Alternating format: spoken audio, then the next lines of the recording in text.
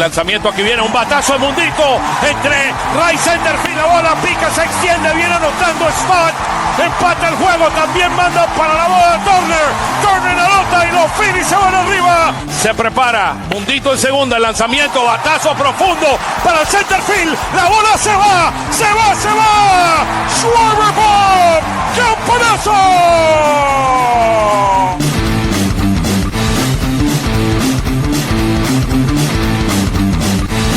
Aquí viene el lanzamiento, swing y lo ponchó.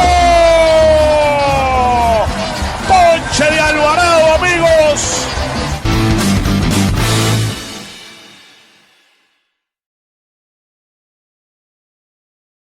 Well. Welcome to another episode of Phillies Weekly. It's a pleasure to have you here with us today. We have a very, very special program. We know it was not the ideal week for the Fightin Phils. We went 2-4 this week, but things will get better. This is a marathon, not a 100-meter race. So with that said, let's kick it off. Let's start with Jeff. Jeff, how are you, brother? Hey, pretty good, Oscar. By the way, I think what we need to do is have the graphic department get that call that you had of Amundo Sosa's home run rob the other day. Oh, my. Yeah, I had to do some additional things, but we'll include that one, man. We'll definitely include that one. That was a painful game, let me tell you. That was a painful game. It was Mundito made that play, and then we let that ball drop, and then the 3-run homer. I mean, and the rest is history. I mean, Wheeler was not the same after that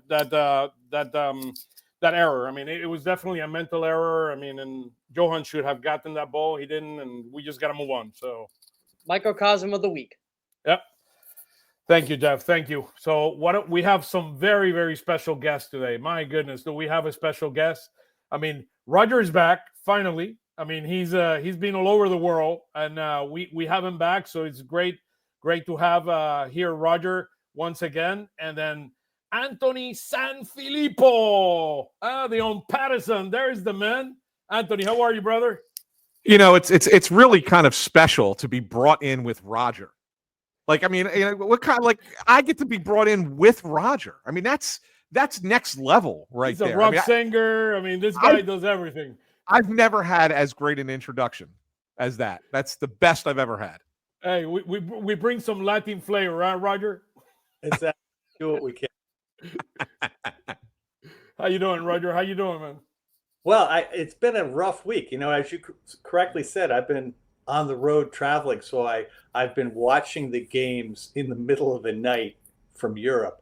And, you know, at the beginning, that was great, right? The first week, I was in heaven. And this week, not so much. Yeah, 2-4. I mean, I was looking, and we're going to go to some of the key stats. In Atlanta. Yeah. I basically was waking up in the morning, and they were still in the rain delay. So it was like, I mean, let's start there. I mean, and I'll get your perspective on the seasons in a minute. I mean, MLB, it's a travel day for both teams. Atlanta needs to go to Atlanta. I mean, to Tampa. The Phillies need to go to St. Louis, 2.5-hour flight. I mean, with all the dynamics around that. I mean, if the game ends on time, they arrive at 2 a.m.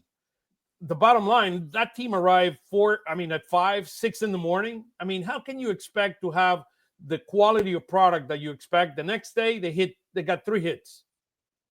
2 days, they got 3 hits. I mean, it was awful. I mean, the quality of product that they receive, I mean, to me, I cannot believe with 10 more games to play between the Phillies and the Braves that they did not call that game and just started where you started. I mean, the game was tied at that point in time. Just delay the start and started as one of the following games as part of a doubleheader or whatever you want to call it. But it was painful. I mean, it was painful, and I felt for the players. It was getaway day. Why wasn't it an afternoon game? Well, that's another question. I mean, so it doesn't. Technically, it doesn't have to be an afternoon game. I believe it's Jeff. You might be able to correct me if I'm wrong. I think it's 22 hours. The time difference has to be, or 23 hours from the start of one game to the start of another if they are in 2 separate cities. I think the solution is probably ultimately going to be, and this will likely be collectively bargained with the new CBA in a couple seasons. That if one of the teams has to change time zones, then they will say it has to be an afternoon start on a getaway day. I think that's going to be the ultimate solution so you have that middle ground. Atlanta's got problems with afternoon games. That's why they don't do them. They try to not have them. Yeah. Yeah. Remember that was a big issue in the playoffs a couple years ago when they had afternoon games, and yes, the Braves would have preferred to have a night game, but they were at the mercy of television at that point, and Fox won the game at 1 or 2. I remember the Braves were vehemently complaining about the start time of that. They said, "Well, we normally don't play day games at Truist Park unless it's on the weekend for that reason." Yeah, I mean, if it's the end of the season, I mean, we're getting ready for the playoffs. I get it. I mean, you got to play the game. 2 hours and 45-minute rain delay. The game ended at 1:30 in the mornings. They have to travel. I mean, Atlanta had it easier. They had to go to Tampa. That's a lot closer than St. Louis is to Atlanta. So it was painful. It was painful, and the product got affected by it. And look, I know, I mean, some people won't care, but we care. And that's kind of why we're here. And again, if you have any comments, just write us. I mean, any comments, we welcome all your comments. We're today on Instagram, Facebook, YouTube, and X, kind of all the platforms. I mean, we had a great show last week, and we're looking forward. Tyler will join us momentarily from Phil's Tailgate. I mean, he always brings some very interesting stats. I'm looking forward to have him here on the show momentarily. But why don't we start? Let's look at. I mean, we're 9-6. I mean, it's a good. I mean, it's a good start. It's not a bad start. It was a bad week without a doubt. I mean, a 2-4. Anthony, give us your perspective. Where do you see the Phillies kind of at a high level? And then after that, Roger, Jeff, and then we'll go into the questions. So 9-6 is not a bad start. I mean, overall, I mean, if you play 3 games over 500 every 15 games, think about where you're at the end of the season. I mean, you're in a really good spot at the end of the year. And so 9-6 is not a bad start. That being said, I look at it and I do see some red flags here. The Phillies have won some games because of their pitching, and they're not winning games because of their lineup, other than maybe the first game of the season or even the two games they won against Washington. But even those occurred late in the game. Since the second game of the season, they're only averaging 3.2 runs per game, which is 25th in baseball. That's not good enough. I mean, considering the players you have in this lineup, that's just not good enough. Now, you can take it from a high level point of view, Oscar, and say it's only 15 games, right? If they're still struggling like this 4 weeks from now, then you got a major 5-alarm fire on your hand. So maybe it's just 15 games and some guys are going through it at the same time.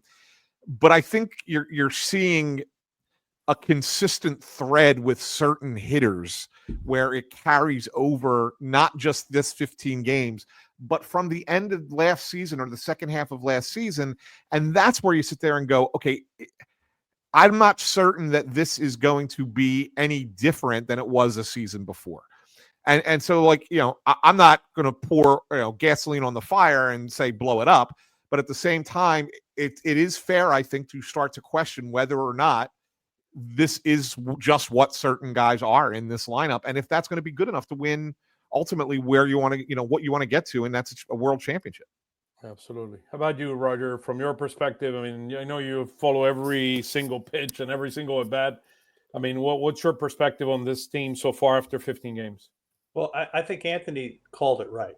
We're 15 games into a 162 game season, so and we've won 9 of them. So tomorrow will be 10% of the season, by the way. Exactly, but we're 9-6, so it all things being equal, you would take this position. But Absolutely. Anthony's point, I think, is a really important one, which is that essentially the guys with the highest batting average on the team are playing once a week or twice a week, right? And that's Sosa and Rojas. And the guys who are playing every day are all, with the exception really, I guess, of Schwarber and maybe Castellanos, are playing below what I think we reasonably should have expected from them. And I think that's especially true of Turner, especially true of Bohm, especially true of Marsh. And really, JT was a question mark, I think, going into the season, and some aspects of his game have been fantastic. He cost us a run today, though, with a pass ball that was then reclassified as a wild pitch. But I look at this and I go, this was 6 games on the road against Atlanta and St. Louis with that ridiculous rain delay in the middle of it. Yeah. And they're playing tight. And you can see it. I mean, if you watch Marsh, he's trying to pull everything. And that's not going to get him out of the slump. And you look at Turner, and he's swinging at the first pitch every time, and he's hitting it most of the time. And today it was all soft fly balls to center field. And, maybe a little home cooking is what we need right now. Mm-hmm. And maybe we need a Taiwan Walker start, right? I mean, who would have thought that Luzardo would lead pitchers on that rotation after 15 games? I'll take my hat off to the guy. I mean, the guy has been amazing to be, and he's given, together with Mundito, to me, those have been the 2 biggest surprises I think to start the season. I'm sorry, but Luzardo was really hurt. Yeah, Luzardo. I agree. And, whatever you thought was the best case is what you're getting here. Yeah, Luzardo looks like the real deal. But we knew Luzardo had tremendous talent. Mundito carrying this team with his energy, and Taiwan giving us that shot in the arm as a 5th starter. That is big. That is big. But I agree with you. Luzardo has been completely lights out. Without those 3 guys, we're like, whatever it is, 3-12. Yeah, we would be where the Braves are right now. So they're they lost again to get to Tampa. So it's with Chris Sale on the mound. Chris Sale, he has not won a game this year, which is amazing. Jeff, he's really struggling. Yeah, you guys hit the nail on the head with both your points. I wanted to point out too their batting average of runners in scoring position, which was atrocious this weekend. I'm trying to remember what they said on the broadcast, but I know for the season it's 215, which is 25th in baseball. And I don't think they're going to get too much. 208, by the way, 208 after today. This week was 140. Yeah. So yeah, it's not good. And look, they're taking pitches, they're getting on base, their walk rate is still high, but they're just not finishing. And I think a lot of that has to do with the struggles of some of these players. Alec Bohm, Brandon Marsh. I hate to say it, they don't have a center fielder. They just don't. Right now, Brandon Marsh is. I actually tweeted today, like, he's got 2 minor league options remaining. Like, you have to send this guy down to get his head right. It's all mental right now. Well, like Roger says, he's trying to pull the ball. He's just lost the plate. He's lost in the field. Johan Rojas had the mental error this week, Oscar. You brought it up at the top of the show. He had an opportunity to play. There's just so many holes right now that we were concerned about going into the year that they're showing up. But I got to give this team credit. Every game, this team has a starting pitcher that can win the game right now. Even Taiwan Walker, he's been incredible so far. And honestly, I think that's why they're 9-6, because they have one of the best starting rotations in baseball, and it's carrying them. Yeah, so let's look at some stats, and then we'll kick this off with kind of a question. So the Phillies have scored 60 runs. That's 19th in baseball. Our runs per game, we're at 4 runs per game, which is number 17. Our walk rate, which you mentioned, is number 2 in MLB. Actually, if you look at it per 9 innings, it's 11.9%, which is number 1 in MLB. And our strikeout rate has been at 10%, which is number 10 in MLB at 21.5%. So those numbers, but our production with runners in a scoring position, it's absolutely atrocious. So last week, we were at 240, which is kind of our average. The first week we were at 250, so we were 8 for 32. Last week we were 12 for 50 at 240, our batting average with runners in scoring position. This week was 6 for 43, 140.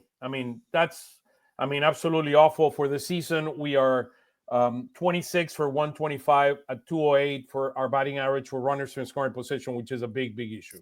So, we'll talk more about the lineup in a minute. Let's start with this. Let's start with the first question. What is the Phillies' ideal lineup? I mean, we're scoring 4 runs a game, which is 17 in MLB.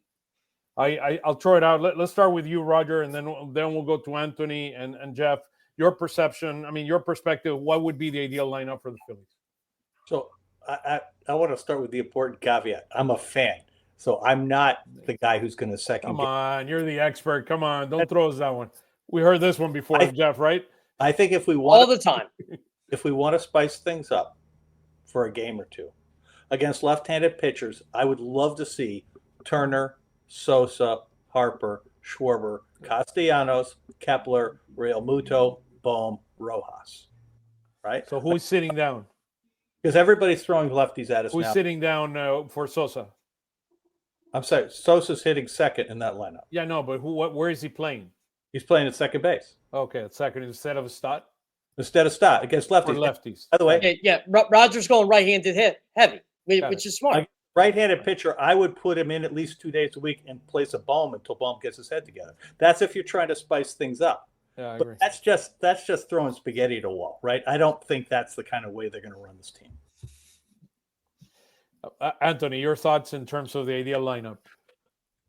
Who leads off for the Dodgers? Ohtani. Who's their best player? Well, that's up for debate. But yes, it is Ohtani. If you ask me, if I have to make a trade, I'll take Mookie Betts. How about that? Well, sure. Well, Mookie Betts because he can play. He plays in the field, of course. Who's their best hitter, right? So their best hitter is Ohtani, and Ohtani leads off, right? Yep. Why doesn't the best hitter lead off for the Phillies?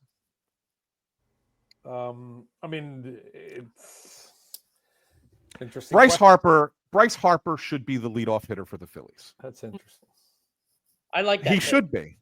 He absolutely should be because he brings the blend of what you want in the modern day leadoff hitter. And the blend is somebody who can hit for power, somebody who does get on base, somebody who does work the count and take pitches, and somebody who can hit to all fields. That's what you need in the modern day of Major League Baseball to start off of a lineup. And then you can work it from there. You could still leave Schwarber in the cleanup spot, right? Or hit him third. I know he hit third today, whatever. But you could still bat Schwarber in a run producing spot, right? Would you bat Schwarber behind Harper just to protect him, though? No, I wouldn't. I'm a believer in the if you can alternate to do so because you don't want to set up your lineup in such a way to allow an opposing manager to set up their bullpen against your lineup, and to just constantly bring in the lefties whenever they come up, right? So you do want to have somebody in between them. Turner should be the guy in between the two, in my mind. But Turner's struggling as well. I would go Harper, Turner, Schwarber. Castellanos isn't a cleanup hitter, but he's the best option you have right now in the moment. I would probably go Castellanos 4, I guess Kepler 5. I mean, you see what I'm saying? Like we're starting to run out of options eventually, right? Yeah. And then I guess you go. I mean, Bohm's not hitting, but I would still put Bohm ahead of Realmuto or Marsh or Stott, right? I mean, I would still hit probably Bohm 6, Stott 7. Realmuto 8, and then Marsh 9. That's against a right-hander. Obviously, against the lefties, I agree with Roger. I would have Sosa in the lineup and Rojas. I guess I'm not a big Johan Rojas guy as far as the way he hits, but that's who you have on the roster. It's concerning. It's concerning, guys. I mean, this lineup has holes, but I think when you have a lineup that does have holes, you have to make your best players bat the most. And Bryce Harper should be at the top of that list. And I think today Harper, it was interesting that he put Harper and Schwarber back to back. I mean, in second and third with a lefty on the mound. I think he's experimenting and trying to see what he can get. But yes, and what he's doing, I think, Oscar, is he's recognized. And I don't think Rob Thompson's necessarily doing this wrong. I think Rob Thompson recognizes the only guys who I can truly rely on in the long term, in this lineup right now, are Schwarber and Harper. Yep. So let's get them as many at bats as possible. So he's batting them second and third, but the only reason he's not batting Harper one is because Harper doesn't like to bat one. Sure, That's the only reason. And like, to me, I think it's got to get to the point where we say, Bryce, even if it's not long term, even if it's just until we get the rest of these guys going, can you do it for us, please? Well, I this, think this sounds like my Bryce Harper should be in the outfield thing. Well, I agree with that too. Not because I don't think not because I think Harper's a bad first baseman, but I think you would have had, if you would have come into this season with the notion of, hey, we could put Bryce back in the outfield, instead of going to get Max Kepler, you could go get a first baseman who can help your lineup in the middle of the lineup. Like that would have been a better path. But instead, they kept Harper at first base and kind of pigeonholed themselves into finding an outfielder. And I'm not sure that Kepler was the right fit because he can't hit lefties. So you basically got another platoon outfielder out there. How about you, Jeff? What are your thoughts on the lineup? Yeah, I mean, I agree with Anthony on Bryce Harper should bat leadoff, but him and I both know Bryce Harper just doesn't like to bat leadoff, which I'm glad he pointed that out. So I would put Kyle Schwarber there. Against righties, definitely. I would do Schwarber. I still would probably do Turner second. I still believe Turner is a good player, even though he doesn't show it pretty much 4 times a week. It feels like anyway. Probably do Harper third. Then you get to the clamp spot, and you're just like, okay, where do you go here? Like, Alec Boehm's struggling. I mean, ideally, you probably would like him there. I don't think that's going to be the case. So I think you put Nick Castellanos there. I think, maybe he goes fourth. Fifth, I guess you go Kepler. I mean, yeah, this is a real problem here. I'm like, I'm reaching right now, and I shouldn't be. JT sixth, I guess. Brandon Marsh, I don't want him in the lineup at all against righties or lefties. It's actually hitting worse against righties this year than he is against lefties, which is really telling you how much he's struggling. Against lefties, I guess you put Johan Rojas out there in center field. You have to put Edmundo Sosa in against lefties. Yeah, against lefties, I guess top of the lineup. Do you put Turner? Do you put Sosa maybe? I mean, Sosa's hitting well. This is a real problem, and I don't know that I'm glad I don't have to do this every day, because if I was Rob Thompson, whatever, and he's got a lot of hair, but he'll be losing it this season. Yeah, I know it's a tough. Look, the reality. Schwarber has been the leadoff for the last 3 years for us, and he's paid off. I mean, to me, Schwarber should be the leadoff on this team. After we start experimenting a little bit, as you mentioned rightly so, Anthony, Harper does not like to hit either first or second. He prefers to hit third. And look, I think you put Schwarber, Turner, Harper, and then unfortunately you need a contact guy behind Harper. Because if not, look what happened the other day. They put Castellanos. He struck out 5 times in a game. I mean, 2 days ago. I mean, but I think he's the default guy. I mean, look, Kepler is not. I mean, he produces. He's inconsistent yet. I mean, I do believe Kepler is going to help this team. I think he has 25, 30 home run power for us this year. But I do believe that Schwarber, Turner, Harper should be our lineup. I mean, to start off, and I agree with, for now, sitting March and Stott with Mundito. And I would not mind sitting down Baum once in a while until he gets his confidence back. He needs to get back. Look, I believe, I played for a long, long time baseball. I mean, not at the MLB level, but I played in college. And look, if a guy is in a massive slump and is rethinking and thinking things too hard, you sit him down for a couple of games. What's wrong with that? What is wrong with sitting a guy a couple of games so he can kind of regain himself? I mean, rethink about it, take some pressure out of him. And then I don't see that. I mean, I think when somebody makes a mistake, they're trying to get him back in the lineup again. Look, sit him down for a couple of games. Let him think about it a little bit. I mean, take some pressure off. Do some things in batting practice to kind of regain your form and get there. So I think we need to get back to basics. That's what upset me today with Marsh playing. I'm like, okay, like you got Johan Rojas in there. You're just going to put a lefty in against a lefty. Why don't you just play Max Kepler at that point? Yeah. So look, I would go back to basics. I mean, what got us here We've been very, very successful with the Schwarber, Turner, Harper lineup. I mean, in my view, that's kind of the way I do it until Bump can get up and going. I mean, you're going to have to shift that fourth hitter. Look, when you see Edmonds being the fourth, Edmonds is one of the hottest hitter in the Dodgers. They put him fourth.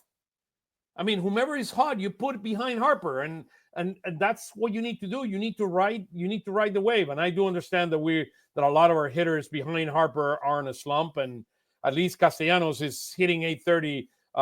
His OPS. So maybe try it with Castellanos for 2 or 3 games, and if Baum regains his form, I mean, bring him back in. But I do believe Schwarber, Turner, Harper is probably our ideal lineup. So let's talk just for a minute. And I know we've been talking about it. What's going on with the daycare? I mean, God, Oscar, that is a scary OPS I'm seeing right now with Alec Bohm. 331. 331 after today's game. I updated after the game. 439 for Marsh. Like this is not good, guys. Yeah, I think Stott is ultimately going to be okay. I do. I do. I think that OPS is a little low, sure, but I do ultimately think that Bryson Stott's going to be okay. If you start looking deeper into the analytics, and I'm a fence sitter with analytics, just in general.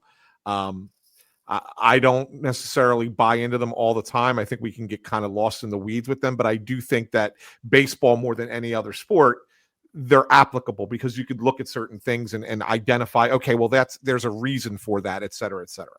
And I look at Bohm's at bats, and the guy's still hitting the ball hard, even though he's making outs, right?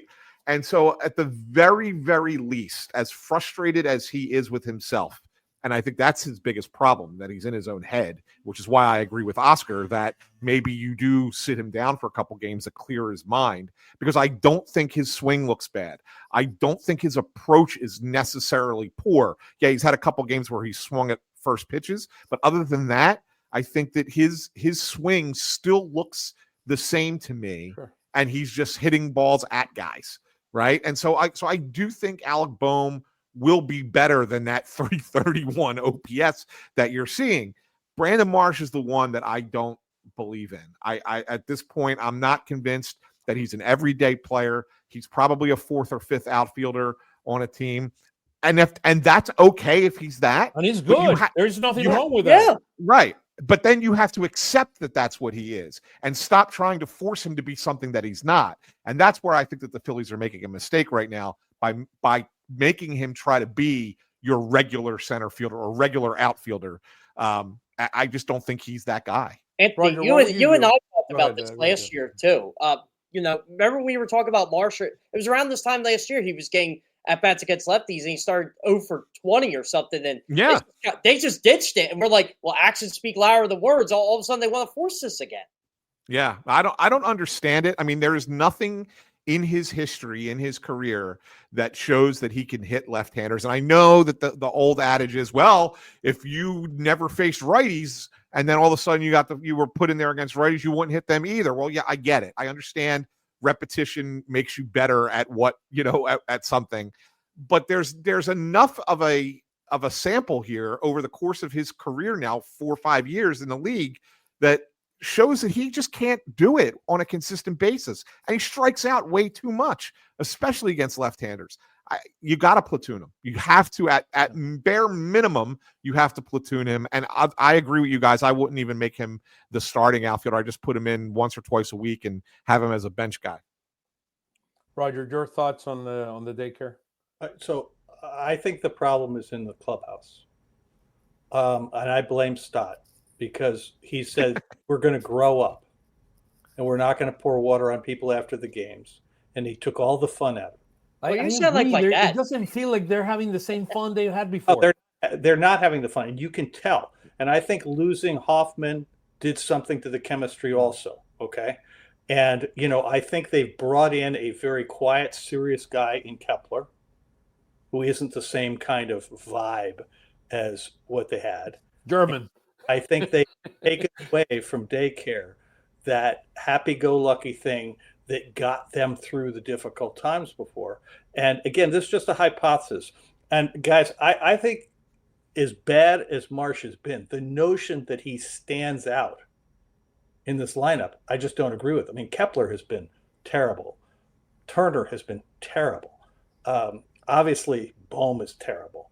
But Stott's not playing as well in the field, and his hits are not coming necessarily where you would like them to come. I mean, this team, the other day, they had second and third, nobody out, and 3 straight guys struck out. And, that's the problem they had last year. Today, Harper was at second, and then Schwarber and Castellanos struck out. I mean, right. And you look at this, the strikeouts are coming in really bad places. Yeah. So their strikeout rate is down.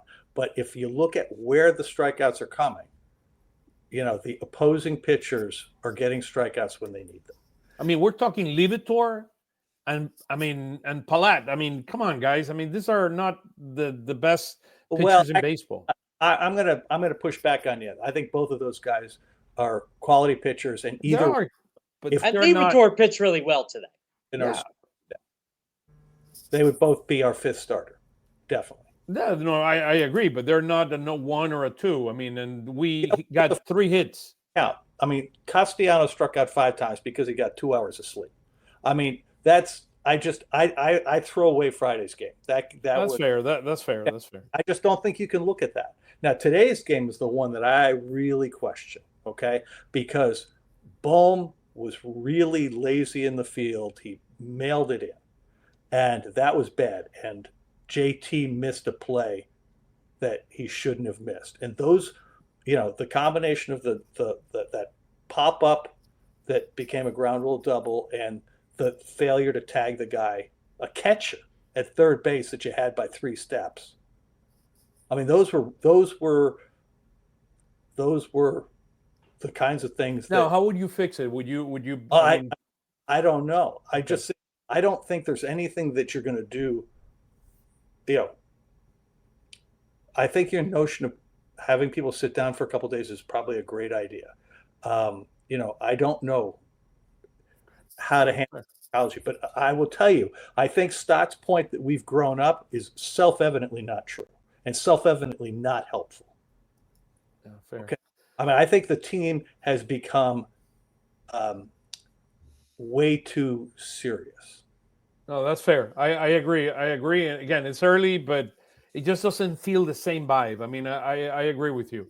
Let's talk Bring about back Garrett Stubbs. He's in 280 in Lehigh. Why not?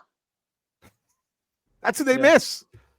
They do. He is the chief vibes officer. And look, the Iron Pigs won 8 in a row this past week. I mean, Coulter is a very, very important thing. I mean, we know it from the corporate world, and we know that would be true in a place where you have to perform at the highest level and that you got to be there every single day. So, I mean, hopefully we can find a round and some of these victories can get us back into the fun way of doing things. Let's talk about some of the positive things. The starting rotation. I mean, the starting rotations have been amazing. As you said, Roger, Luzardo has looked incredible. I mean, he's looked incredible. I mean, he until a couple of days ago, he was leading MLB in strikeouts. I mean, and with a great initiative. I think, Dave did a tremendous job bringing that guy in. I think that guy he has a tremendous arm. He needs to continue to grow as a pitcher, but the guy has talent. I mean, tremendously. Health is the biggest part that we need to keep him healthy. Any thoughts in general about our starting pitching so far? He's the youngest guy in our staff, and that's incredibly exciting. I love that part of it.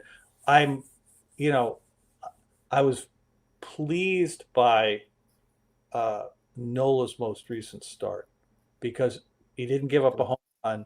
And if we'd had any offense at all after that short night, he could have won that game. But Nola has not been good. And the last 2 starts from Wheeler have been disappointing.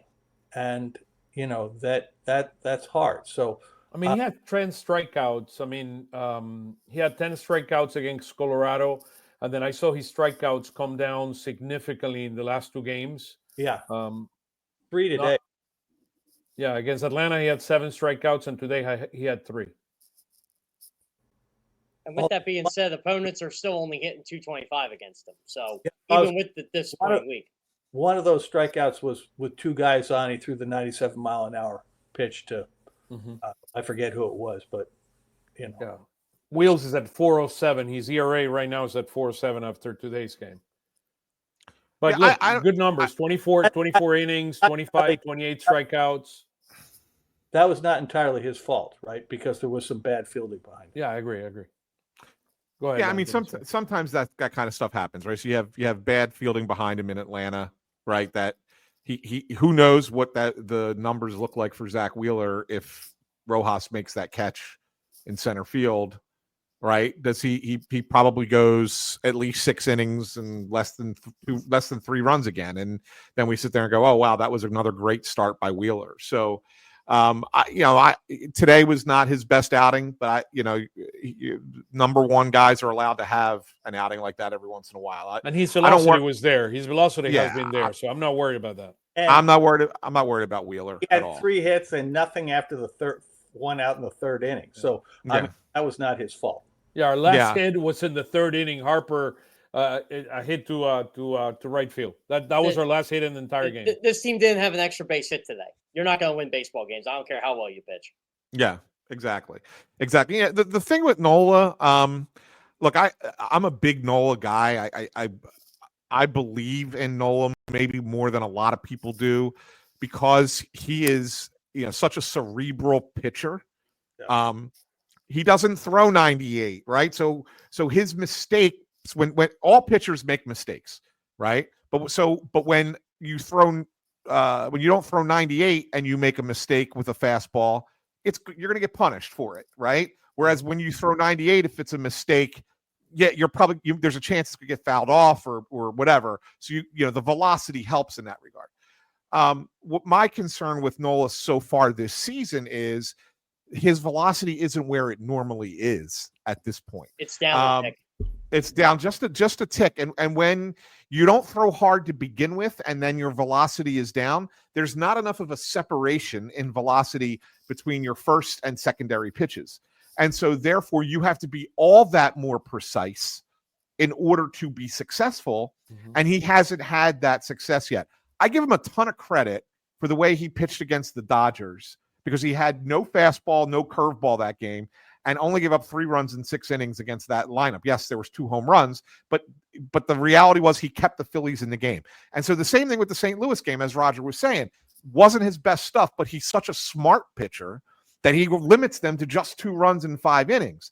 Now, sure, you'd like to see him go longer than 5 innings, but at the same time, when he left the game, the Phillies still had a chance to win it. And it was because of how he pitched that they still had a chance to win it. So I would love to see that velocity start to climb back with Aaron Nola. If it does, if he starts getting back to 94, 95, topping out there with that fastball, then I think we'll get the Aaron Nola we got last year. Until that happens, though, yeah, it's another thing to sit there and say, because is that a possible worry? I don't know, maybe. Yeah, and this week should be a little indicator the fastball may be up a little bit because it is going to be warmer. The last couple starts, Aaron Nola's pitch has not been ideal even for him. Look, right. I think Wheeler and Nola, I'm not worried about. I know they pitched a lot of innings over the last few years. Those 2 guys, I'm not worried about. They're going to come around. I think the key point that Anthony was making that we should all internalize is that we have the 5th best ERA in the baseball, and we haven't seen the best from Nola or Wheeler. 100%. And both of them are likely to get better as we go from here. And if Luzardo can stay in the same basic area code that he's in right now, then we could be a lot better, right? Our starting staff could actually get better from here. And that's a very big deal. With that said, let's talk about Taiwan. Can he keep it up? Can he keep it going? He'll give up a run at some point. I mean, look, I think it's a great story, right? It's a fantastic story. It's fun, and I like the guy. I've talked to him a lot, and I really appreciate him as a person, being a stand-up guy, even when was at his worst last year. So I in a way I root for him. Like I want to see him do well. But I also don't think it's going to, whether he's pitching well or not, I think he could be Spencer Turnbull from last year. I mean, as soon as Ranger's ready to come back in the rotation, Taiwan's going to the bullpen. No matter what, he's going to the bullpen. Like they're not going to keep him in the rotation and send somebody else. I think Ranger, and it's a great question that you just popped up there, Oscar. Should Ranger join the rotation when he returns, or should he come out of the bullpen? I think he's going to be in the rotation, but I do think it's worth a question about potentially moving him to the bullpen when we get to Andrew Painter later this year.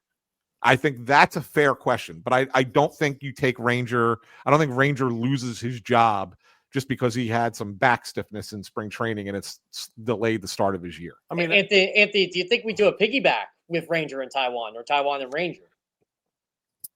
Yeah, probably. You probably start with Ranger and then go to Taiwan. And I think it's just depending on where Ranger's at the time that you activate him. Can you look at it and go, okay, we're going to guarantee 4 innings out of Ranger for first couple of starts. Taiwan be ready for 2 after that, and then we get to the bullpen or whatever, 4 and 3, whatever the case might be. I do think that's a possibility. Why wouldn't you alternate starts? I mean, Ranger's problem is that when he pitches on regular rest, eventually his back hurts. Why wouldn't you alternate starts? Because I think starting pitchers are creatures of habit. And so when you're used to throwing every 5th day or even every 6th day, if you have a 6-man rotation, which a couple teams are talking about employing, and maybe the Phillies will later this year, you have a schedule that you follow and your body prepares for that. If you're now going every other start, Roger, I think you're saying, okay, now I start and then I don't start again for 11 days, 10 days.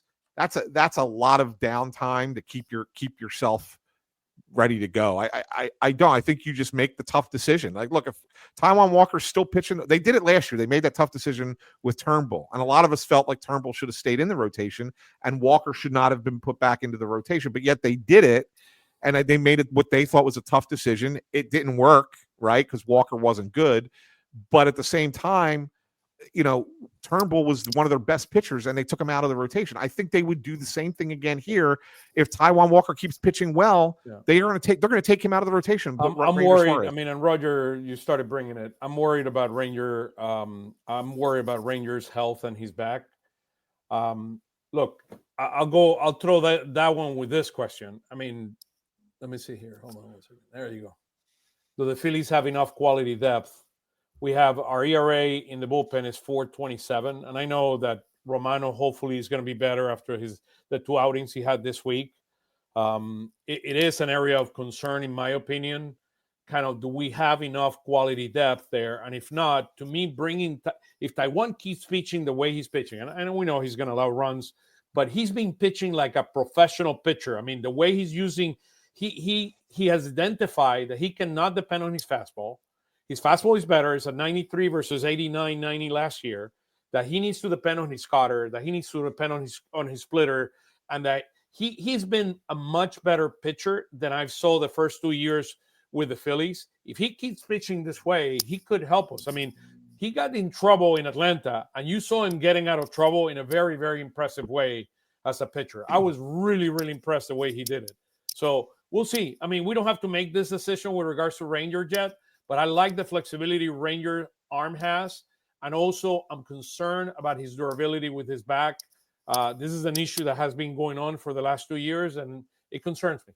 I mean, and that's a reality. That's where I agree, Oscar. Like, you can do this with Ranger Suarez because you have done it before. Now, granted, that was the postseason, but in 2021, he was, flexing between the starting rotation and the bullpen. So he has done this before. So that is an option. But I agree with Anthony. Like, the second Ranger's back, he's going to go in the rotation. Taiwan Walker is going to be in the bullpen. Now, do I think the bullpen has enough quality depth? That's a yes and no answer for me, because I think the back end with Alvarado, the way he's pitching is incredible. I think if you use Kirkering to get to him, and if you get Romano back to basically the fastball that we know he can have, that's a pretty good 8-9 or 7-8-9, however you want to line it up. I'm just curious about Joe Ross, about Tanner Banks, who really hasn't been good since he's been here. He's kind of fallen out of favor. That's where I'm concerned, the middle relief. But if you can get to Kirkrig, if you can get to Romano, if he's pitching well, and get to Alvarado, this team's pretty good. It's just, I think they got to fill pieces here. And this is where I keep looking at Lehigh. This is where I keep watching the Max Lazars of the world, the Michael Mercados, the Devin Sweets. How about this, Jeff? How about this? Ooh, yeah. I mean, well, Dave Robinson wants what, like $10 million a year, something like that. I think. Look, John, I mean, if I can get Neres at a cheap price, I'll bring him. I mean, Hector Neris can get cheap. Hey, look, I've said this for years. As long as Hector Neris doesn't close games, I like him. Yeah, I mean, we're talking sixth inning, we're talking fifth, sixth inning. Somebody in the back end. I don't know if we have enough quality arms in the back of the bullpen. Roger, go ahead. I don't think we have enough quality arms at the front of the bullpen. That's a fair question. Our big problem, 6, 7, and sometimes the 8th, right? And I'm not a David Robertson fan at this point, and Hector Neris as an alternative to Hernandez strikes me as a no-brainer. I don't know if Romano is going to pan out or not. I surely hope he will. The last 2 appearances are good. Ruiz, I think, is showing some promise here. Ross has so far not been comfortable, and Banks has pitched much worse than his ERA. I mean, he's had so many base runners on that. Yeah, we know what Banks is, so I agree with you. I mean, to me, the bullpen is a scary situation that we need to find out and address. That's the idea of Ranger moving to the bullpen. I like Ranger in the bullpen. Huh? I like, as you know, I'm a huge fan of Ranger in the bullpen because me too. When he did it in the playoffs in 22, he was amazing. Yeah. And the one thing is, we're in a situation right now where we are going to burn out Alvarado if we're not careful, because he's he's so much better than everybody else. Yeah. But by the way, Tyler's right. Mercado got rocked today at Lehigh. Mercado's not an answer. Yeah. No, he's not. There's the one. The legend is here. How's everyone doing today? How you doing, brother? Good, thank you. Good. So you have some stats for us. I think we've been talking about some of them as well. Yeah. So some of the stats, they're from yesterday. I didn't expect the offense to not show up today. I saw on what was it, Friday? Especially with the rain delay and coming in early, like I didn't expect the Phillies to hit it all. But today was rough. But we're still in a good spot, 9-6. So could be worse. It's still our best start since 2018. So I'm trying to stay positive. Yeah. So your overall perception, I mean, just your overall perspective, Tyler, in terms of kind of where the Phils are. Today was not a good day, and give us your thoughts in general. Yeah, and just for transparency, these are from yesterday, so it doesn't include today's game, but at least gives us a range of what we're looking at here. So yeah, runners in scoring position has been awful. I mean, even this series, believe we were 2 for 17 at one point. I don't even think that changed because no one got on base after I sent that out. But Harper, Castellanos, and Stott are the only people that were over 200 as of yesterday, batting with runners in scoring position. So that is definitely an issue. Castellanos yesterday was 385 with runners in scoring position. So if there's going to be anyone behind Harper right now, I know he had a couple tough days, but he's probably the best option right now. But that just has to be something, unless they get a bigger bat, where you just have to ride the hot hand behind him. And then when it comes to pitches per plate appearance, Alec Bohm is last as of yesterday, 3.17 pitches. And Bryson Stott, I mean, he's been all right this year, but he's still taking pitches. He's still getting there. As of yesterday, 4.94 pitches per at bat. So I feel confident that he'll get there. Bohm, he's shown that he can get there, but this is definitely a tough stretch for him. So, I think he'll get there. Marsh, I don't know. It's tough. Last year he definitely wasn't getting the at-bats against lefties. And this year, I mean, right now, how do you give him at-bats against anyone? I think he needs a couple days off to really regroup, and hopefully they make that change for him. Tyler, have you looked at the pitches per plate appearance for less than the whole season? Because my impression is that Bohm is under 2 on this road. No, Well, he had. I'll give you an update, Roger. In today, his first at bat was a really, if you remember, it was a long one. He had Long, 8. I 7 think eight. I think it was 8 pitches actually. His second at bat was 3 pitches, and his third one was 1. Right. So it got shorter and shorter as the day went along. It was the getaway game, guys. If you guys watch that 9th inning, they couldn't wait to get out of there. Yeah, he had a game recently where he had 4 plate appearances, 5 pitches. Yeah, it hasn't been great, but it's really bizarre too because it seems like he's getting very unlucky on a lot of these balls that he's hitting though too. So I mean, of course, there has been terrible at bats, but there's been quite a few at bats where I've seen him make contacts, and I'm like, I feel like that should actually be a hit. So I think there is a lot of that too. I mean, some of the pitches that he was swinging at first pitch, they're in the zone, but the timing's just, it's not there. There was an at bat. I think it was it might have been the Dodgers series. I'm trying to remember. It was definitely at Citizens Bank Park where he swung at the first pitch. I'm like, okay, I think anybody here would have swung at that pitch. It was like middle in, and he just got out. I'm like, all right, you just kind of tip your cap at that point. But you're right, Tyler. Like some of it is unluckiness. Like, and I've been pointing out Bowman struggles for 2 weeks too. But you just kind of feel like that might come around as long as he can get out of his own head. Yeah, and he's shown in the past too. There has actually been stretches where some months he's batting like 330, 340, 350, but it's like he's really hot, really cold. Definitely has not been the same since last year. You don't know about that injury that he had, how much that was affecting him last year, and I highly doubt he's still injured with that this year, but I don't know. It's a tough watch right now. He might have other issues he's dealing with. Yeah, you never know. And then I know the starting pitching ERA went up. I don't know the exact figure now, but yesterday we were 3rd, which was great. It's just got to get some of these runs across, or else that's not going to work out. And then yesterday we did hold opponents batting first and second in the batting order.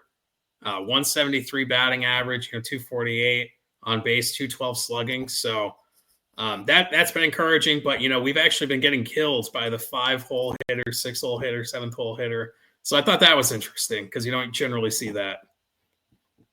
I mean, our starting pitching has not been the problem. I mean, it's been not being able to hit, and then the back of the bullpen. I mean, not being as consistent outside of Alvarado as we ideally. Kirkering, for example, this week had a very bad outing in Atlanta, and then he kind of regrouped himself yesterday. So he looked much better yesterday. So hopefully he can turn the corner. But Roger, as you were saying a minute ago, I think we lack those high leverage guys. We used to have Hoffman and Esteves here. We're expecting Kirkering to take it to the next level, and we're expecting a lot from Romano. I mean, it's a tall order to have the quality, and I'm sure. I mean, Dave will try to get somebody after in the month of July when kind of a closer. But I mean, the idea was that Kirkering could evolve into a Hoffman role. And for example, Hoffman won the game for the Blue Jays today. He pitched more than 1 innings. I mean, we don't have a lot of pitchers that can pitch more than 1 innings. My concern regarding kind of the question that we brought before around Alvarado is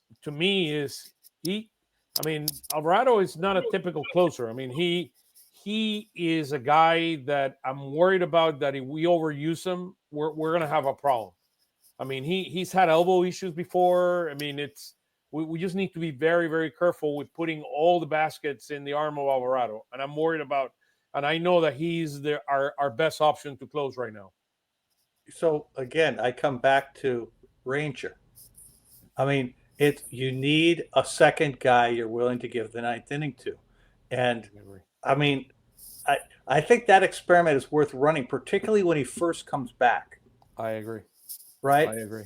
Just give him just get him back into the feel of things, because God knows, I mean, what we've thrown out there in the 8th inning has been inconsistent. I mentioned it on the broadcast. The that other we the should other the other consider- night, Kirkering was the guy because Alvarado wasn't available. Like he would have been the guy in the ninth inning. Of course, Right. never came to it because they got shut out. Right.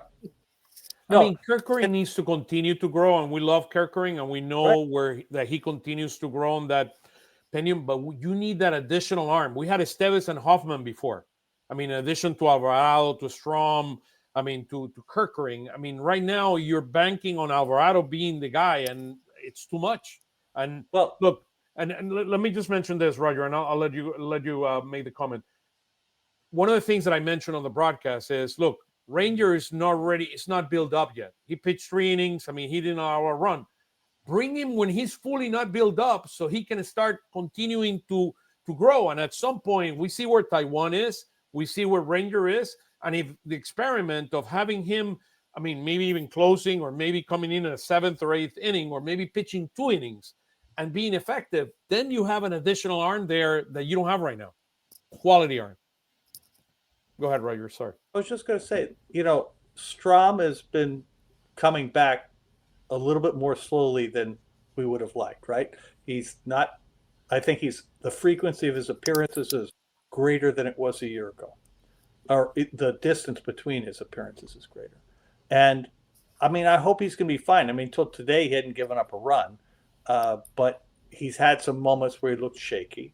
Kirkering's had some moments where he looks shaky, but he's still super young. So I'm very, very high on Kirkering. I'm more looking at this as I don't expect Taiwan to pitch great for the whole season.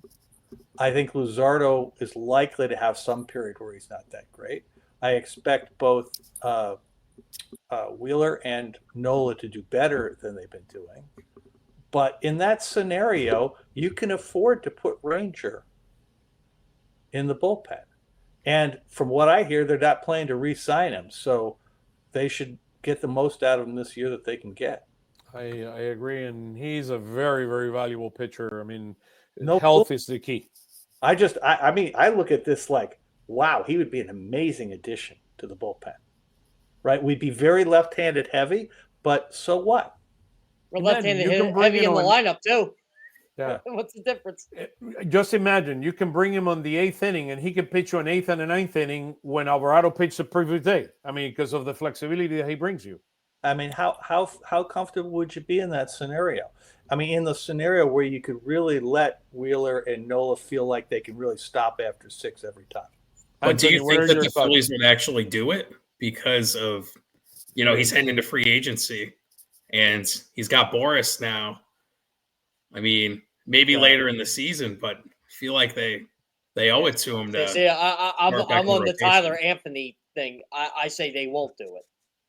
Yeah, I think it's a possibility for later in the season. I just don't think it's a possibility right off the bat. Right. What I'm saying is do it in the beginning while he's building up his arm so you have that quality extra arm in the bullpen. And I Until he's actually fully agree with built that. up. I think that's a great plan. I don't think But- they'll do it. Do you do this when Andrew Painter eventually comes here? This is the general manager who got us Kepler when we needed a right-handed hitting outfielder. So quite clearly, they're not going to do it. But what right-handed hitting outfielder were we going to get? That Well, was answer- always my thing. I mean, the guy that we needed was Tyler O'Neill. I mean, that's the guy that you needed. I mean, that's Prior year, you had the same need. You had 3 choices, and we didn't take any of them. Right, and one of them won the home run contest at the All-Star game, then hit a ton of home runs to the playoffs on a team that won the World Series. Look, the Right. the reality is we've gone to the playoffs the last 3 years. We went to the World Series 3 years ago. This team we have the core of this team intact. We got Luzardo now coming to this team. Hopefully Romano can kind of bring it, can come around and be the Romano that we know from a couple of years ago. So I do believe that, I mean, at 9-6, we're in good shape, right, Anthony? Well, absolutely, right. 9-6 is as I said at the top, when you're 9-6, if you go 9-6 every 15 games, you're in a great spot at the end of the season. By the way, guys, that's a 97 win pace. Yes, And yes, if I better than last year. Yeah, That's why he worked for CBS Sports. Let me tell you. I just did on my phone. I'm like, oh, you know what? I'm going to do this here. 600 win percentage. Boom, boom, boom. Well, I mean, it's 90. I mean, here's the easy thing. I mean, I don't want to teach you guys math, but if you multiply it by 10, that gets you 150 games. That's 90 and 60. So you do know that, okay, that's only 12 more games after that. You can pretty much figure it out from there. They Right? teach you that in hockey. You they teach you that in hockey. See, you did it the simple way we learned when we were kids, and I decided I'm going to use a calculator. But we are 9-6 with almost everybody other than Luzardo, Alvarado, and Christopher Schwarber. I mean, we got to give credit to Schwarber too. I mean, he's been having a good season. But I'm just saying, most of the team is playing below the level they played at last year, which will come back. I mean, well, one hopes, and I mean, you got a few guys who are getting older, but one of them, Castellanos, is. I mean, other than Friday night, he's playing in a different way than he played last year, in a way that's really good. Yeah, Roger, I wrote a story about him last week on Pattison, and of course it was right before the 5 strikeout game. But talking about how his approach at the plate this season has been so much improved, that he's not chasing pitches out of the zone, that he's not striking out, that he's actually walking more than he's walked before, that his contact rate is up. And there's been everything. It's like career highs or close to career highs in all these analytical things. Yes, Friday was the anomaly. He chased a bunch of pitches and struck out 5 times.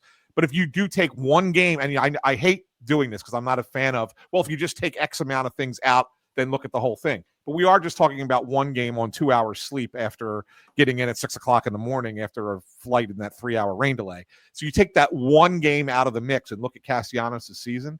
It's night and day from the Nick Castellanos we've seen in the first 3 seasons that he's been here. Yeah.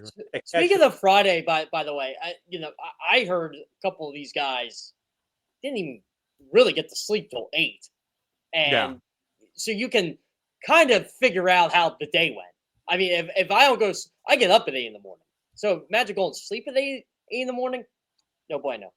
Wait, you wake up at 8, Jeff? I wake up at 8. Yes. Man, I mean, how do I get your schedule? He's amazing. He's amazing. Waking up at 8. I love it. I'm 2 hours into my day. Like, I've had my, my morning coffee and breakfast. I'm writing at 6 o'clock in the morning. I don't sleep at all. I'm the worst person to compare to. Like I go to bed after midnight and I'm up at 6 o'clock. So so I write a lot after midnight. So that's like my thing. I mean, nice everybody has their own time. I mean, come on. I mean, Jeff, no wonder, man. So you write after midnight and you wake up at 8. I mean, he's amazing, man. Well, you know what? You gotta wait for Ricky Ricardo to actually put you on the air. CBS should give you a raise. Come on. Hey, you know what? I'll mention that to him. I'll say Oscar Budahan says just tell him that I recommend they make a race. So quickly, let's talk about what's coming next. So this week we have 4 games. I mean, it's amazing. We have 7 games this week. We got 4 games with San Francisco. Taijuan Walker. All right, tomorrow. I can't believe it. Let's go. Taijuan Walker against Rupp. Then on Tuesday, a very interesting matchup. Luzardo against Verlander. Verlander has developed a changeup that has been effective for him. Nola against Ray on Wednesday. And then Thursday is going to be Christopher Sanchez against Hicks. And then in the series with the Marlins, which they come on Friday, Saturday, and Sunday, we have Wheeler versus Alcantara, Walker versus Quantrill, and then Luzardo against Gillespie.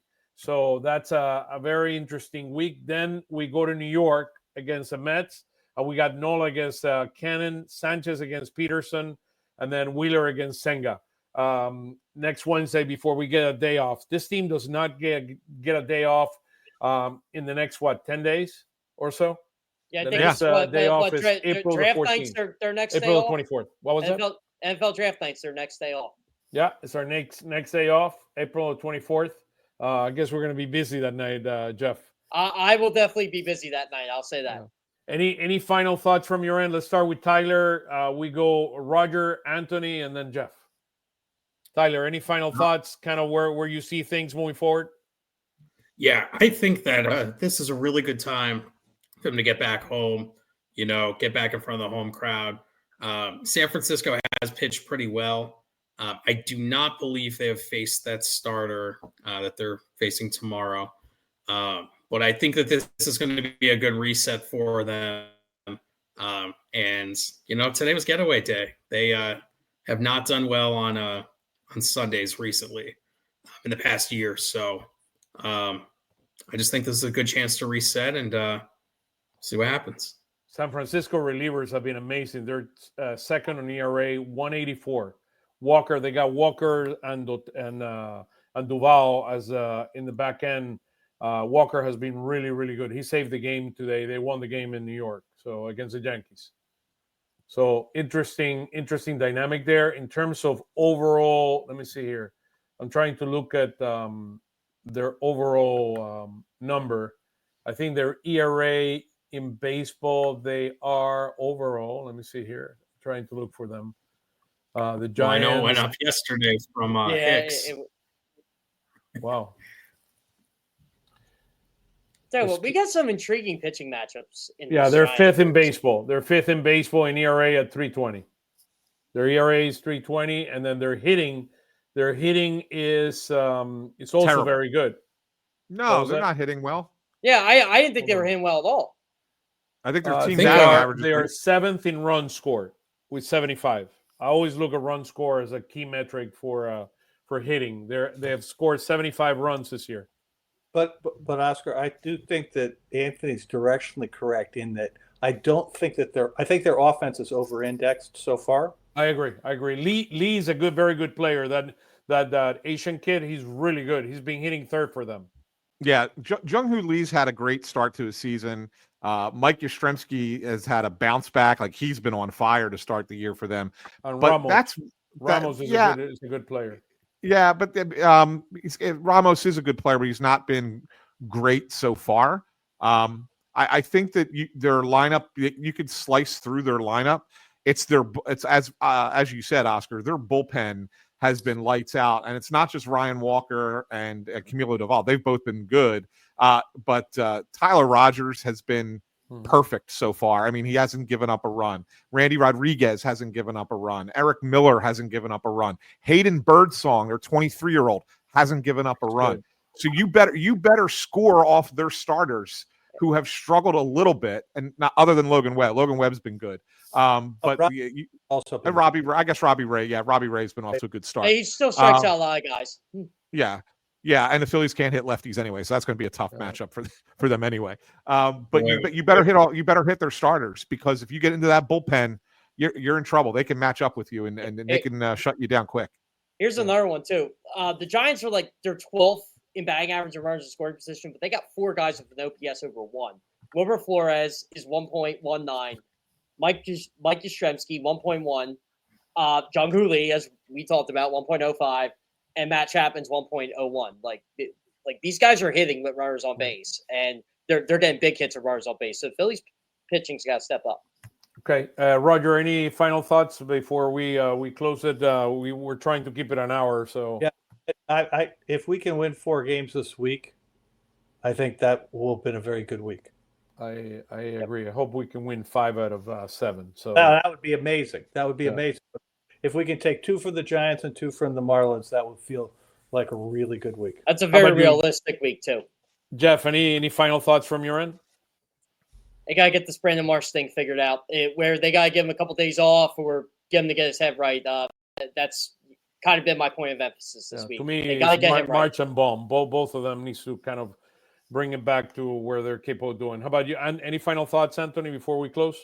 Yeah, I mean, I think this Giants series is a big one for them. I know the Marlins have gotten off to a surprisingly good start at 500 for that team, since a lot of people thought they were going to be one of the worst teams in baseball. They still very well may, but they've gotten off to at least a decent start. But I still think the Phillies are significantly better than them, and probably should win at least 2, if not sweep that series. But the Giants one is going to be a telltale. Because, look, if you continue to scuffle and that offense continues to struggle at home against that San Francisco team, it doesn't bode well for you as you go into the following week. And, you're at the end of a very long stretch of games without a day off. You're playing the Mets, right? I think that these games matter probably a little bit more than maybe people realize for an early season series against a non-divisional opponent. I think they have to at least split it. They have to at least split it. You cannot lose 3 or 4 to the Giants. This is my thing with the Giants. If they don't win the division, I feel like the Giants are going to be one of those teams you're fighting for a wild card spot with. Yeah, for sure. Yeah. Yeah, they're 11. By the way, they're 11-4. The Padres have been extremely hot at 13-3, and the Dodgers are 11-5 right now. It's amazing that they are. I mean, the Dodgers are way behind the Padres and the. Weren't the Dodgers in third place going into that technically? I think they still are. They're still in third. Oh, okay. Yeah, they're tied 1-1 right now. The Mets won, so we're a game behind the Mets. The Mets in the last 10 games are 8-2. The Phillies are 5-5, as well as the Marlins. Let me see where the Giants are. Giants are 7-3 in the last 10 games. So it'll be interesting. Guys, cannot thank you enough for joining us today at Phillies Weekly. I mean, it was a 2-4 week, but hopefully, I mean, as Roger and Anthony, Tyler, and Jeff said, we'll have a much better week this week, and let's go kill the Giants. Thank you so much, guys. Have a wonderful week, and God bless. Take it easy. Thanks so much. Go Phils.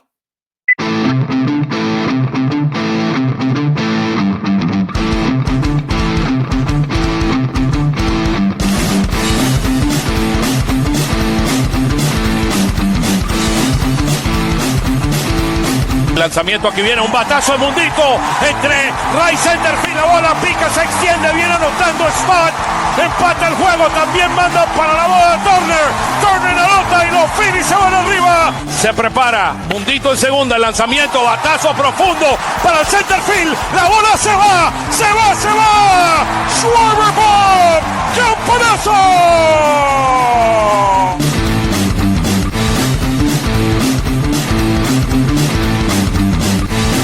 Aquí viene el lanzamiento. Swing y